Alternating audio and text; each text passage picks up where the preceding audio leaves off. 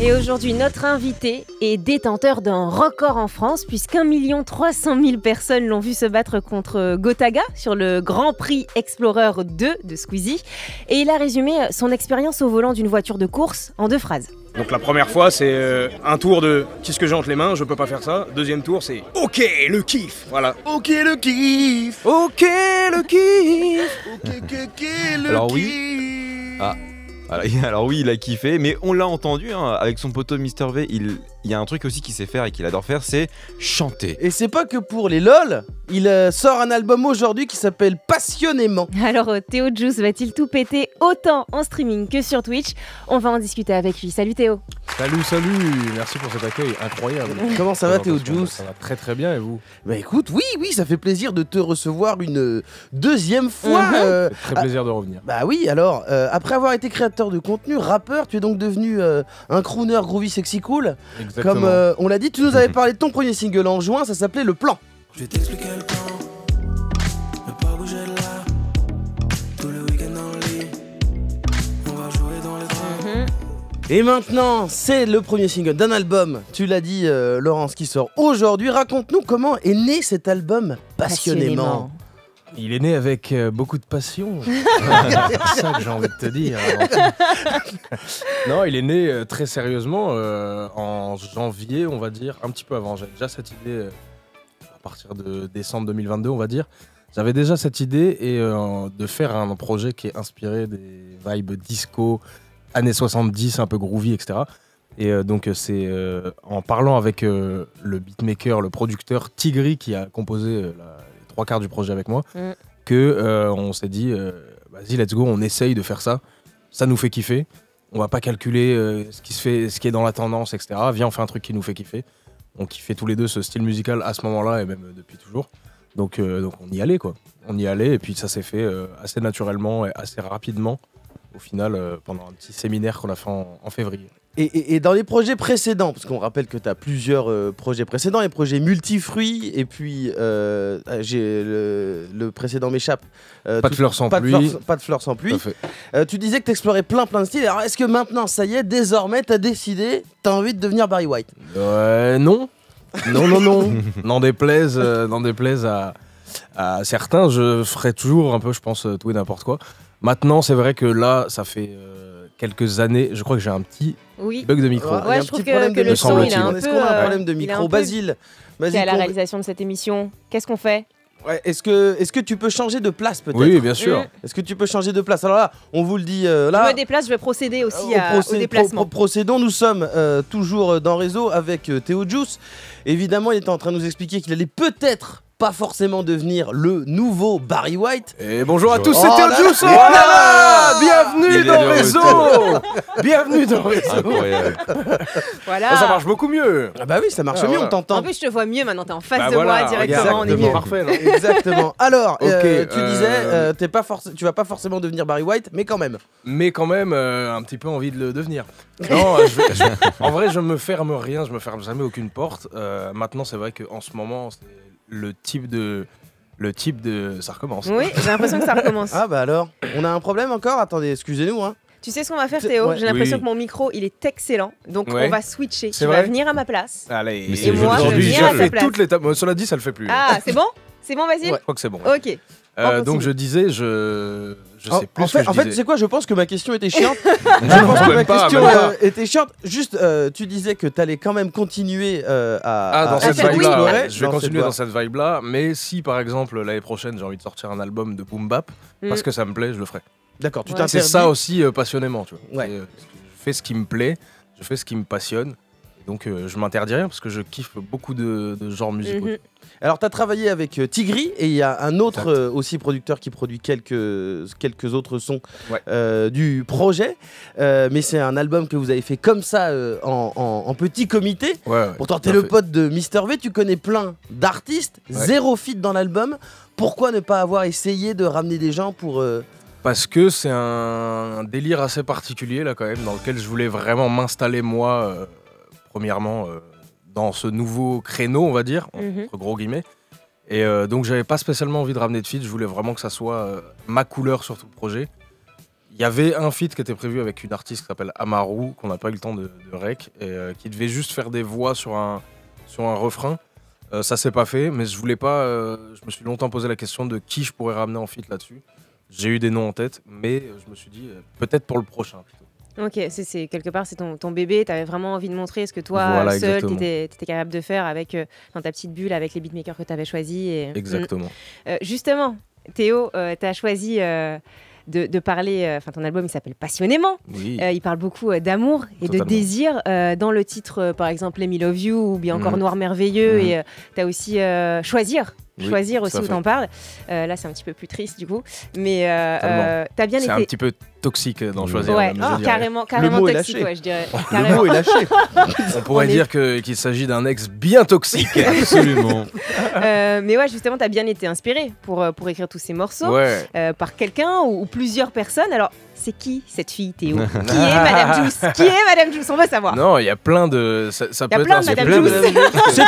C'est Ah. multifruit, c'est Il y en multifruit. a au Il y a moins plein de Monsieur 15 quoi. Juice, Madame Juice. La passion, c'est le partage aussi.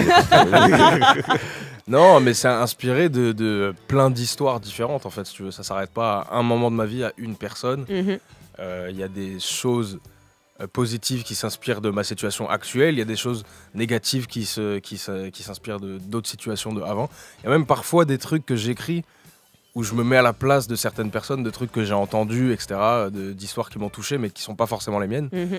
Mais donc ça peut venir de partout. Est-ce que j'ai bien balayé la question Ouais, il a grave balayé. Moi, je tiens quand même à Je suis souligner. un homme politique. La très jolie langue de De ouf, bois. il a dit quand même, Bravo. il faut souligner, il a dit positive aujourd'hui. Il y a beaucoup de choses qui m'ont inspiré, des choses positives aujourd'hui. Donc on peut dire qu'en ce moment, ça se passe bien. Ça se Et là, passe on va bien, changer. ça se passe bien. On va mettre une ambiance musicale et tu vas nous raconter les expériences négatives. Va toi. Allez. Et là, tu vas le faire avec l'accent du studio, histoire que ça passe quand même un peu mieux. Ah, le piège. C'est pas vrai, c'est pas vrai. Alors, tu l'as dit, t'as vraiment voulu faire un truc, t'as dit en t'écartant le plus possible, sans penser aux tendances. Pourtant, aujourd'hui, on en a parlé ici, la musique démarre beaucoup sur TikTok. On parle même du fait que TikTok a une influence énorme sur la musique actuelle, de la manière dont elle est produite. Ouais. Déjà, qu'est-ce que t'en penses et pourquoi est-ce que t'as même pas du tout essayé de le faire? Ou est-ce que tu y as même pensé? Je n'y ai pas pensé. Pour tout te dire, c'est pas un truc auquel je pense. Vraiment, je perçois parfois mon métier à tort, parce que je sais que c'est vraiment très très large. Mais mon but premier, c'est de faire de la musique, de la bonne musique. La promouvoir, etc., ça fait aussi partie de mon métier, c'est sûr. Mais il faut que ça reste naturel, en fait. Donc, c'est-à-dire que pour moi, TikTok, c'est un média sur lequel je suis quand même, hein, que je consulte un petit peu tous les jours, etc. Et même où j'ai pu créer des trucs qui me faisaient marrer. Maintenant, me mettre dans une optique de TikTok, ça marche pour la musique, etc. Il faut que je fasse des TikTok et du coup, je rentrerai dans une démarche de je dois faire de la musique pour TikTok. Ouais, de format en fait. C'est pas bon. Mm. C'est pas bon, ça sort presque jamais des bons trucs à mon avis. Ouais, quand Et, soit c'est organique et c'est un truc qui pète normalement, mais Voilà, si on le exactement. fait pour, non. Si demain j'ai des sons qui pètent sur TikTok, avec plaisir. Attendez, il est par ici à Moulaga. mais si c'est pour moi me dire, ok, faut que je fasse un son pour le format TikTok, ça vaut pas le coup, je pense. D'ailleurs, Et c'est l'inverse de passionnément d'ailleurs. C'est Oui. vraiment l'inverse de la démarche. j'aime passionnément C'est vrai. l'argent. Je fais pour la passion du bif. Ça marcherait. Moi, j'ai envie de le signer ça tout de suite. Mais est-ce que toi, tu l'as senti, toi qui crée, est-ce que tu sens qu'il y a une pression, enfin pas une pression, mais est-ce que tu vois, toi qui côtoies des artistes, qu'il y a des trucs de se dire, il faut un truc sur TikTok, il faut que je fasse un truc, un drop, un machin, qui a un challenge. Franchement, pas trop, parce que à mon avis, je côtoie pas des artistes qui sont dans cette mentalité, je pense. Donc je le perçois pas vraiment. Et puis même si c'est une urgence et que je vois des artistes à côté de moi qui disent ah mais ça faut que ça pète sur TikTok, ah mais ce refrain là, il peut y avoir une choré et tout, ça me touche pas moi. Puis en vrai, surtout, c'est pas vraiment c'est plus les équipes des artistes qui vont être dans cette optique-là de Oui, stratégie, voilà. plus que les artistes Voilà. en eux-mêmes qui, eux, se contentent d'appliquer un peu ce qu'on leur dit, non? Bah, ça Un dépend en petit peu, fait ça Ça dépend, je dépend pense, aussi de ouais. l'équipe, etc., de la structure de l'artiste, quoi. Mais c'est vrai que dans tous les cas, c'est pas des sujets qui me touchent vraiment. Ouais. Voilà. Non, c'est pas un truc que de toute façon là on le sent. Ça, même si, si vous regardez le clip, notamment le nouveau clip de Don't Shoot, Oui, qui n'est vous- pas sorti encore. vous allez voir que quand il sortira, nous on a eu la chance de le voir, vous allez voir que une chorégraphie sur Théo Douce, c'est bien parce que cet homme danse. Oh oui. Ah, cet homme danse. On avait déjà remarqué ça dans le plan. Ouais. Exactement. Non, mais, On avait même remarqué ça à l'époque dans La Fête. Enfin, à l'époque, c'était il y a un an. Mm. on va se dire, toutes les fois, on l'avait remarqué. Autre chose qui fonctionne, enfin en tout cas qui est arrivé dernièrement pour dans le monde du contenu et sur les réseaux, c'est les canaux d'ailleurs. Les canaux. Ouais, les canaux, c'est bien aussi. Les canaux. Bah, c'est bien, c'est mieux. Mais en même temps, les canals, c'est comme plein de canals individuels mis bout à bout. Voilà, les canaux Instagram. C'est un nouvel outil qui permet de communiquer. Toi-même, d'ailleurs, tu as un canal, j'en fais partie. Et toi, principalement, tu dis « Salut, on me dit que je participe pas assez à ce canal. » Je vais prendre en grippe hier, apparemment, on a dit que je participais pas assez à ce canal. Qui dit ça? Et je sais pas. Parce qu'en plus, on peut pas écrire dans ton canal. Donc... Non, ouais, mais on m'a dit ça via un autre média qui m'a dit on m'a envoyé une réponse comme quoi tu parlais pas vraiment dans ton canal. Comme quoi, quand c'est pas ces moves, les médias disent vraiment n'importe quoi. Hop là. Allez, bam, bam, bam, boum. Clash. Est-ce que toi tu sens qu'il y a vraiment un truc est-ce qu'il y a vraiment un truc à faire avec ou bien c'est juste un gadget pour vous? Comment te dire? C'est arrivé dans une période où Instagram pratiquait énormément le shadow ban sur les artistes musicaux. Ah ouais? C'est-à-dire que je parlais vraiment énormément avec énormément d'artistes qui me disaient je veux pas poster une story de n'importe quoi et d'un coup si je poste un lien vers mon clip ou même juste un truc musical, tes vues en story etc descendent de fou. Donc il y avait un truc parce que ça redirigeait, c'était des liens genre qui redirigeaient vers YouTube par exemple, vers un clip sur voilà, YouTube. Voilà, Okay. mais même sans lien, parce que du coup j'ai fait tous les tests possibles et imaginables. Même sans lien, t'avais un truc de dès que c'était de la musique, il y avait moins d'intérêt, je pense, moins d'interaction. Et du coup, ta publication ou ta story était automatiquement moins vue. Okay. Donc on était tous dans un truc, c'est pénible ce qui se passe quand même là. Et donc je baisse un peu mon micro, j'ai l'impression qu'il est très fort. Ton casque. Ton casque. Mon casque, ouais, c'est mon casque. C'est comment? C'est mieux là. C'est mieux. Ouais. C'est mieux. Ouais, non, donc on était tous dans cette période, c'est bizarre, j'ai l'impression que Instagram ne m'aide pas vraiment à promouvoir ma musique. Et les canaux sont arrivés et j'ai perçu ça comme un vrai outil de vraie proximité avec les gens qui te suivent, parce que ceux qui te suivent déjà sur Instagram ne voient pas nécessairement toutes tes publications. Peut-être des gens qui m'ont suivi il y a 5 ans qui regardent pas trop ce que je fais, etc. Là, c'est vraiment des gens qui viennent te suivre toi et pour ce que tu fais en ce moment et qui vont avoir les messages dans leur DM. Donc techniquement, tous ceux qui sont abonnés au canal, normalement, ont les nouvelles que tu envoies. Donc c'est un très bon moyen de communication. Maintenant, est-ce que ça va perdurer? Est-ce qu'ils vont ajouter des petits trucs qui permettent d'être un peu plus interactifs? Dans tous les cas, je pense que c'est un bon outil. En tout cas, ce truc, c'était vraiment les artistes musicaux.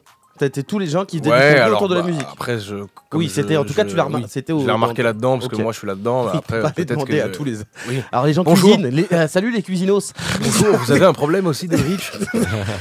Ok, alors on va écouter un extrait en exclu de ton album, mais juste avant, petite question de Tazio. Yes, alors aujourd'hui on a plein de gens qui ont plusieurs casquettes, musique, création de contenu. On a des exemples comme Ivy, Chrono Music, Wax. Qu'on a reçu, Chrono, oui, c'est ça, oui, récemment. Tout à fait. Est-ce que tu penses qu'on peut imaginer un jour un album un peu Internet All-Star et sinon, est-ce qu'il y a des gens avec qui tu aimerais collaborer dans cette sphère qui n'a pas encore été fait? Comme le Panama All Star ou le Métis All Star. Métis All Star. Qui est un morceau qui existe. Je connais le nom du rappeur. Ah mince. Oui, alors il y avait déjà la Zizi Kaka en vrai. C'est vrai que c'était qui a un petit peu une forme de ça. Maintenant, oui, je pense que c'est vraiment possible. Mais de toute façon, maintenant, à l'ère où les rappeurs deviennent un peu aussi des gens d'internet et inversement, oui, je pense que ça arrivera. C'est sûr et certain. Je sais pas quand. Avec qui j'aimerais collaborer? J'ai déjà collaboré avec les 3 de la Zizi Kaka, Pandrez, Renard et Chrono. Et c'était un plaisir parce qu'ils bossent très très bien. On fait du bon son avec eux. Et pareil, on a les mêmes connexions vu qu'on est un peu de la même génération, tu vois. Maintenant, là, j'ai pas d'autres noms qui me viennent en tête spécialement. Oui, non, t'inquiète pas, c'est pas le but, c'est pas que tu me donnes une tracklist là maintenant. mais oui, pourquoi pas. Hein. Moi, de toute façon, tant que c'est fort et que ça me plaît, peu importe d'où tu viens, c'est avec plaisir pour partager. Avec musique, plaisir et passion. Et justement, Oh là passionnément, on en écoute un extrait. Tout de suite, c'est le 2e single. Le clip doit sortir bientôt. Bien sûr, dimanche. Bientôt. Ça sortira dimanche. Il va sortir dimanche en exclusivité. Don't Shoot, produit par Keno. Alors Théo, t'as sorti l'album une semaine après un gros coup de projecteur sur toi, le GP Explorer 2. T'as fait moins bien qu'Anna On Air, notre pilote move. C'est quoi C'est du corporatif. c'est un disque. J'ai envie de créer un on disque. était obligés, on était obligés. Ok, je me casse. Eh, tu veux qu'on crée du contenu ou pas? Voilà, fais-nous un départ, fais-nous un truc, reviens en disant un artiste peut pas travailler dans ces conditions. C'est n'importe quoi, je me tire. C'est super, mais reviens. Je reviens. Streamez passionnément, s'il vous plaît. c'est sorti aujourd'hui. Alors, déjà, est-ce que tu peux nous raconter, est-ce que t'as des anecdotes, des trucs que personne ne sait, des bails de coulisses, genre comment c'était la veille, au moment où tout le monde flippe, raconte-nous un peu. Alors, comment c'était la veille? La veille, c'était tendu, mais en même temps détendu. En fait, il y avait toute la journée de jour J, et puis la veille, il y avait une atmosphère de oulala, c'est maintenant en fait là que ça se passe. Donc il y a des gens qui se sont entraînés pendant 1 an quasiment. Nous, on s'est entraînés pendant 1 mois. Quand tu dis nous, c'est Mister V et toi qui Non, étaient Ivy qui s'est entraîné un petit peu plus que moi, Ok. mais pas énormément non plus. Mais c'est Baguera, Magla. On était une petite équipe à avoir vraiment à commencer les entraînements en août. D'accord. Donc, mais dans tous les cas, il y avait ce truc de le truc dont on parle depuis très longtemps et pour lequel on s'entraîne un peu dur, c'est demain. Donc il y avait un truc de à la fois de stress et de tension de ouah, ça va être, qu'est-ce que c'est que ça va être, quelle journée ça va être, et en même temps un truc de bah ça y est, on est à la fin, on peut se détendre. Ok. Et donc la veille, c'était tout le monde était crevé parce qu'on a eu une grosse semaine. Donc tout le monde s'est couché un petit peu tôt et on avait des masseuses qui sont venues nous, voilà, on avait des petites masseuses, on avait un petit cours de yoga et tout pour se relaxer. Cool. C'était pas mal. C'était pas mal. Moi j'ai envie de le faire maintenant. Oui. J'ai envie de faire juste la veille en C'est fait. ça que l'impression est tellement immense parce que genre même au-delà du simple aspect viewer et tout, enfin derrière t'as tout plein d'enjeux, t'as tellement de marques qui sont adossées à l'événement, t'as tellement Ouais. de, enfin t'as Alors ça doit être un gros point de pression surtout pour Ouais. Squeezie et ses équipes. c'est ça. Je t'avoue que nous, même les viewers, enfin moi personnellement, Ouais. c'est pas ce que j'avais en tête. Ce que j'avais en tête, c'est ne finis pas dans le bac comme un débile devant 60 000 personnes, s'il te plaît. Il y en a qui ont fini dans le bac au dernier tour. Hein, genre, Oui, Billy. genre par Billy, exemple. qui m'a rendu ma place, le karma, mec. Aïe. Alors justement, on parle d'accident. Comment est-ce que ça s'est passé? Il y a eu l'accident de Maxime. Entre Maxime et Manon. Ouais. Exactement. Comment est-ce que ça s'est passé? Vous avez compris? On vous le dit? Vous avez un moyen de Ah non, communiquer? pas du tout. Ah, y a pas Puis de alors, micro, je vais il te dire, moi, j'ai pas vu l'accident parce que j'étais derrière. Tout derrière, loin. Non, mais il se passe. Moi, comment je vois l'accident, c'est que donc on arrive. Le virage dans lequel ils ont eu l'accident, ça s'appelle le S bleu. C'est le premier virage des S bleus. Juste avant ça, il y a la chicane du chemin au bœuf. Ok. Voilà, donc je vous le dis. Ok. C'est intéressant. J'arrive dans cette chicane et je vois un nuage de fumée dans la chicane. Je me dis, il y a déjà quelqu'un qui est sur le bac, donc déjà je lève doucement le pied, mais en même temps devant moi ça avance, donc je me dis bon. Et je vois pas de voiture, il y a pas de voiture sur la route, il y a personne qui a fait de tête à queue, il y a personne dans le bac. Donc déjà il y a quelqu'un à ce moment-là qui est passé dans le bac et qui a réussi à en sortir. Et du coup ça met un premier truc de oula, ça commence à être un peu le sbeul sur la piste. Virage d'après, je vois un gros nuage de fumée pour le coup, de fumée pas de fumée de moteur ou quoi, mais de fumée des graviers. Mhm. Et je me dis, voilà, c'est sorti. Et en fait, je vois qu'une voiture au début. Et donc, je vois la voiture move. Je sais pas si c'est. Anna ou j'ai Maxime. pas le temps de voir si c'est Anna ou Maxime, parce que je suis concentré dans mon truc. Et j'avais pas vu en fait la deuxième voiture de Manon qui était hyper loin. Et nous, comme on est bas, on n'a pas un champ de Ouais, vision. un champ de vision. Ouais. on n'a pas un champ de vision très très éloigné, quoi. Donc, je vois pas la voiture. En plus, le virage est un peu comment dire, En en pente. dévers, en pente, ouais. Donc, on voit pas nécessairement. Et on n'a pas de moyen de communication, donc on sait pas ce qui se passe. Et c'est vraiment à partir du moment où on commence à faire 3 tours de safety car, ce qui est long. On Que se vous dit, dites là, qu'il y c'est a un bizarre problème, parce que Maxime, il était arrêté sur le côté. Techniquement, s'il peut pas repartir, la voiture aurait pu le tirer. Enfin, la safety car aurait pu le tirer et le remettre au stand et on serait reparti. On se dit, là, c'est bizarre quand même de faire 3 tours, 4 tours, 5 tours. Un peu comme ça, dans la tête, c'est pas mal le spectacle qu'on va faire aux gens qui ont payé leur place là. Mais c'était un moment curieux parce qu'on se demandait du coup au fur et à mesure des tours, on repassait devant. C'est à partir du 5e tour de safety car que j'ai vu qu'il y avait une autre voiture et que j'ai vu qu'il y avait des équipes médicales, etc. Donc là c'était un peu en mode c'est dangereux, j'avais oublié. C'est seulement Donc, à la fin que t'as capté, enfin vraiment Ouais, quand la juste course avant, est terminée. Non, pas quand la Ouais. course est terminée. Ah oui, si. Oui, non, mais le que drapeau t'as rouge, pris en fait, l'ampleur. Ouais, que t'as- Ouais, oui, que j'ai vu qu'il y a eu, que c'était Manon et Maxime déjà. Enfin non, j'avais vu que c'était Maxime, mais je savais Mais pas que c'était Manon, Manon. t'as su après, quoi. Ouais, j'ai su Ok. après, et puis comment dire, ouais, tu prends conscience de ce qu'il y a eu, tu vois les images même, enfin le lendemain quasiment, tu vois. Mm. Donc ouais, c'était big accident quand même. Mentalement, pour reprendre après, c'est comment dans ce moment-là? Est-ce que les gens arrivent à reset mental ou est-ce que il y a Ouais, vraiment ouais. Franchement, t'es la dans un pression truc. qui- T'es dans une euphorie big up, aussi. big up à eux deux, grosse bise à eux deux, mais t'es dans une euphorie, t'es dans ta course, t'as Mm. envie de faire bien. Donc vraiment, quand on est rentré sous rouge, enfin même quand on faisait les tours de safety car, bien évidemment, j'espérais qu'ils aillent bien tous les deux. Mais j'étais en mode, ça repart quand là? Bah ouais, ça t'a pas Ça gâché repart ton- quand ça t'a pas gâché ta course, en tout cas. Ça enlève des tours. Non, ça gâche pas du tout la course. Ça nous a enlevé des tours malheureusement. Mais quand tu rentres au stand, il y a ton mécano qui vient à ta voiture et tout ce que tu fais, c'est de lui dire ça repart quand, c'est dans combien de temps, etc. Il dit ouais, c'est 3 minutes, etc. Donc t'as pas le temps vraiment entre guillemets de te focaliser sur ce qui vient de se passer. Surtout que voilà, on voyait que c'était pas non plus, enfin qu'il y avait pas de flammes, etc. Tu Ouais, vois, que c'est c'est des pas trucs grave, grave, Oui, grave, voilà. quoi. Ouais. Enfin, pas grave, je ne sais pas, mais en Non, tout cas, mais en tout cas, que c'était rassurant pour nous de ne pas voir une voiture retourner ou du feu, des trucs comme ça, tu vois. Ça, c'est Bien sûr. vraiment très flippant. Ouais, tu disais, Et là, il n'y a peut-être pas que- quelqu'un qui est dead, quoi. Enfin, Oui, donc voilà. t'étais, Peut-être qu'à ce ceux moment-là, qui disaient j'aurais pas dit grave. excuse-moi, je peux sortir de ma voiture. Alors, tu as parlé, le point un peu noir de l'événement, c'est qu'il y a eu un acharnement sur Manon qui, on Oui, rappelle, n'y est pour rien. Alors, ils sont amateurs, c'est pas grave, ça arrive, c'est un fait de course.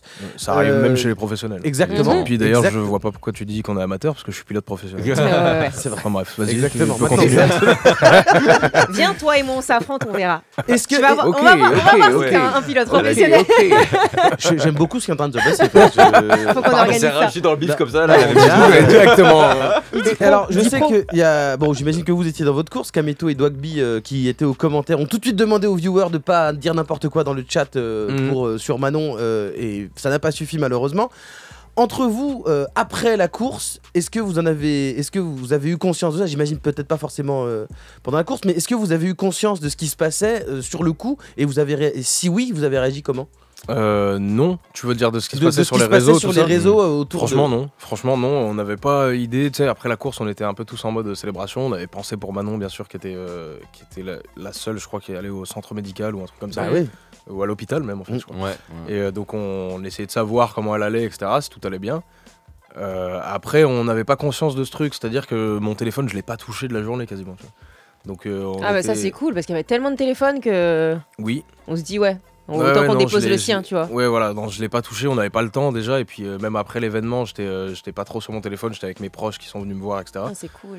Mais c'est le lendemain qu'on a commencé à voir ça, mais je dirais le lendemain vers midi, tu vois. Et j'ai pas croisé Manon depuis, et j'ai pas croisé Maxime non plus. Mais on a très vite vu, et en vrai, c'est prévisible malheureusement dans ce genre de cas que tu sais qu'il va y avoir des mauvaises langues sur Twitter, sur les réseaux comme ça en général. Et c'est bien triste. Ouais. C'est bien triste. Juste avant de passer à la dernière partie, je voulais juste savoir, il y a juste un truc, on se posait la question entre nous, parce qu'il y a les caméras du monde entier, il y a des caméras énormes, il y a Ouais. des caméras des médias de partout, mais faut pas non plus oublier qu'il y a eu 50 millions de débriefs de vidéos qui ont été faites sur le GP. Il y a eu des vidéos avant, des Il y a eu des vidéos vid- pendant, des vidéos après. Vous êtes filmés absolument tout le temps en fait. C'est une dinguerie. C'est une dinguerie d'avoir autant de caméras tout le temps. À la fin, c'est devenu un truc normal. Et, Vraiment, ça peut devenir normal ça? Ouais, enfin, en fait, pas normal, c'est pas. Mais comme on est dans un contexte particulier, au Mhm. GP Explorer, on s'entraîne pour une course en particulier. Dans ce cadre-là, c'est normal d'avoir toujours un mec qui te suit, etc. Donc déjà, on a nos cadreurs à nous pour faire nos vidéos, des reportages, des docus, etc. Et en plus de ça, il y a les cadreurs du GP. Et le jour du GP, c'était clairement abusé, parce que là, il y avait vraiment juste des objectifs de partout, dans tous les sens. Mais ouais, c'est devenu un peu normal. Et dimanche, quand je suis rentré chez moi, je me dis, mais personne me filme là ou pas Regardez-moi là. Je vais me doucher là. Personne me filme. Non, c'est un peu dingue. Mais tu t'y habitues assez vite parce que t'es dans ce contexte particulier, quoi. Mais Donc, est-ce que tu peux garder quand même un naturel quand c'est comme ça? Est-ce que tu t'es pas tout le temps dans une espèce de performance, du coup, même quand t'es pas en train de courir? Ça dépend qui. Ok. Moi, j'essaye de rester focus, d'oublier la caméra parce qu'il y a des instructeurs qui me parlent, il y a des ingénieurs, enfin il y a beaucoup de monde qui travaille pour nous parce qu'on est des petits rigolos d'internet, donc on a envie de faire une course une course de Formule 4. Et en fait, quand tu te rends compte qu'il y a un instructeur, un ingé par personne, un mécano, etc., tu te dis, bon, là, on me parle. Certes, j'ai une vidéo à créer, etc., mais là, il y a quelqu'un qui me parle, en fait. Donc, t'oublies assez vite. Maintenant, quand tu t'appelles par exemple Mister V, en général, dès qu'il y a une caméra qui s'ouvre, ça devient un spectacle. donc ça dépend des gens, bien sûr. Mais après, je parlais pas forcément de ça, tu vois, mais parce que c'est naturel un peu chez lui, j'imagine aussi de blaguer tout le temps et puis de faire des vannes. C'est vrai qu'avec la caméra, du coup, c'est peut-être un peu difficile de créer des moments d'intimité entre les différents pilotes, parce que du coup, vous êtes toujours dans une sorte de forme de représentation. Enfin, vous pouvez pas aussi agir complètement pleinement comme vous le voulez. Du coup, je me demande si. Franchement, parce qu'il y avait des moments aussi où on n'était pas filmé. À savoir la semaine là du GP, la semaine juste avant, on était dans un endroit où, si tu veux, il n'y avait pas de caméra, il n'y avait pas de cadreur, il n'y avait que les pilotes et quelques équipes du staff. Donc du coup, c'est à ces moments-là qu'on était, entre guillemets, plus naturel, plus moins en train de calculer les vidéos, etc. Donc à ce moment-là, c'est là que les liens se créent. Et du coup, le lendemain, t'es un peu plus connecté avec les gars. Et encore une fois, t'as ce truc de t'oublies les caméras. Donc les relations que vous voyez à l'écran, la plupart du temps, elles sont quand même vraies, tu vois. D'ailleurs, tu retiens des rencontres en particulier du GP, des gens que tu connaissais pas avant et que maintenant t'as appris à connaître. Après, je connaissais pas tout le monde par rapport à leurs activités sur Internet, mais globalement, tout le monde est très sympa, vraiment, tout le monde est bienveillant de ouf. Maintenant, j'étais très content de rencontrer Théodore. Je l'avais déjà vu une fois avant, mais là, on a vraiment connecté et tout. Très content de rencontrer Jilcy aussi. Enfin, vraiment, il y a beaucoup de monde là. Je vais pas tous les citer parce que ça va être tout le monde. C'est normal que tu aies des personnes aussi avec qui tu as pu se connecter. Avec Théodore, comme on s'est entraîné aussi, mon premier entraînement, il était là. On a un peu plus connecté. Soso Manès aussi, rencontre exceptionnelle. Enfin, vraiment là, beaucoup de. Cool. Tous les noms me viennent en même temps. J'ai découvert des personnes incroyables. 9h36 sur Move. On est dans Raison, on prend un peu nos aises niveau timing. On est avec Théo Juice qui sort son album aujourd'hui. Mais non, on parle tous beaucoup. On est bien. On parle tous beaucoup. On profite passionnément. Ça sort aujourd'hui. Ça sort aujourd'hui. Tu viens de nous parler de ton expérience au GP Explorer. Et maintenant, Guiran, tu as quelque chose à annoncer. Absolument. Et oui. Toute l'actu des réseaux. Avec Guiran, Laurence et Tazio.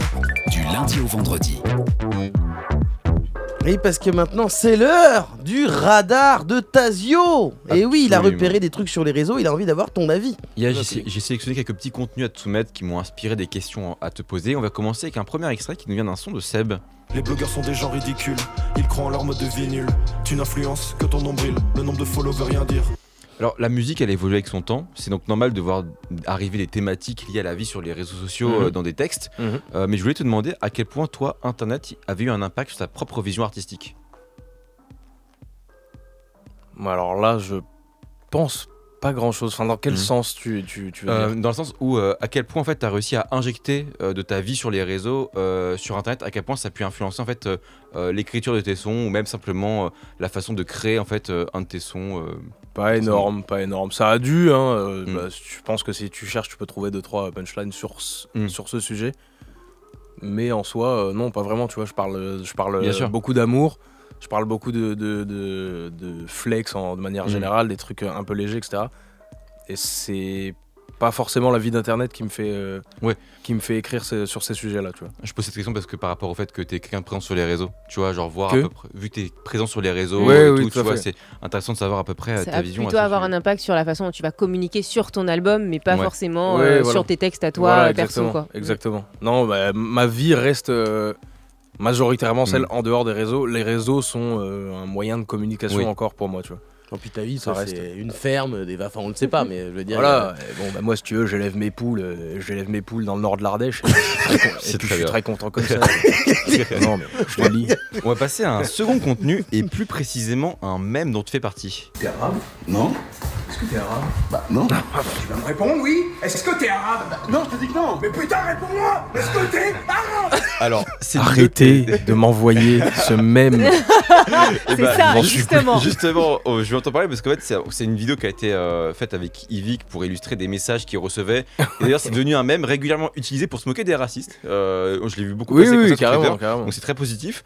Et du coup, ça fait en fait très positif, sauf quand vous me l'envoyez tous les jours. Voilà. Et du comment, c'est ça. Genre, ça fait quoi de devenir le visage d'un mème en fait Comment est-ce que toi tu vis en fait ce truc-là de voir tes vidéos, des vidéos de Et toi, visiblement, c'est pas positif. visiblement, ça te saoule. Non, mais en vrai, c'est Ranma. C'est Ranma parce que la vidéo était marrante, les messages qu'il recevait étaient. Cette conversation-là en particulier était marrante. Ce qu'il en a fait, c'est le génie d'Yvick, hein, donc très, très content. Maintenant, le fait de devenir le même, et le seul truc est chiant, et puis je rigole un peu là-dessus, mais c'est que tu reçois beaucoup de messages. Est-ce que t'es arabe ? Est-ce que t'es arabe ? Quand je fais par exemple une story où je dis poser des questions sur l'album qui arrive, et du coup, il y a 10 messages. Est-ce que t'es arabe ? Allez, j'ai compris que j'étais dans un mème. Vous vous rappelez, c'était moi dans la vidéo. Du coup, je sais que j'ai fait cette vidéo. C'est un peu comme les gens qui disent à Vald, ah t'as pas dit bonjour, etc. En fait, il faut qu'ils arrêtent. Là, ça doit être insupportable. J'ai jamais pensé quand on lui dit ça. Le mec, t'as pas dit bonjour. Allez. Oui, c'est moi qui ai fait ce titre. Mais Yvick aussi, il est dans dans 1000 milliards de mèmes. C'est clair. On se rappelle de la séquence de Zen, Maxime qui fait tous les mèmes d'affilée d'un coup.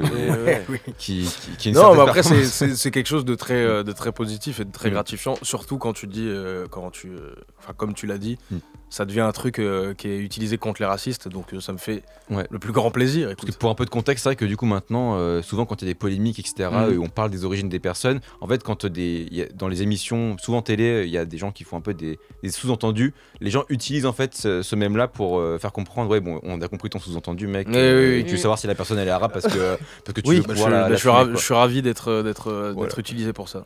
Voilà. Qu'on m'utilise. J'aime Utilisez-moi.